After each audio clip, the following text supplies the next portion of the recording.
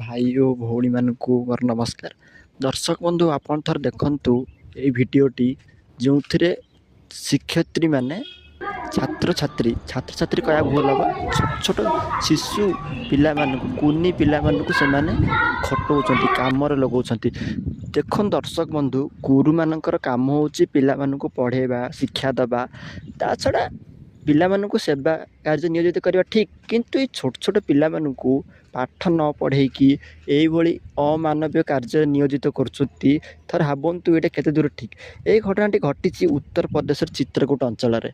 दर्शक बंधु आम ओडिशा रे मध्ये आपण देखुथिबे केमिति एभली घटना दिनौ दिन घटुची, जेमिति कि कोरापुट मझिरे शुणुथिबे कि जड़े शिक्षयित्री निजर स्टूडेंट को कहूँ गाड़ी धोई देवाकू कार धोई देवाकू एवं घर सफा करने को। तो ये नाना प्रकार कथा जो आज आमर जो शिक्षक समाज गुरु समाज निंदित होबार लगी। दर्शक बंधु यहाँ केवल जो ओडिशा की उत्तर प्रदेश नहीं बरम सारा देश में गोटे ना गोटे जगार ये घटना घटुची।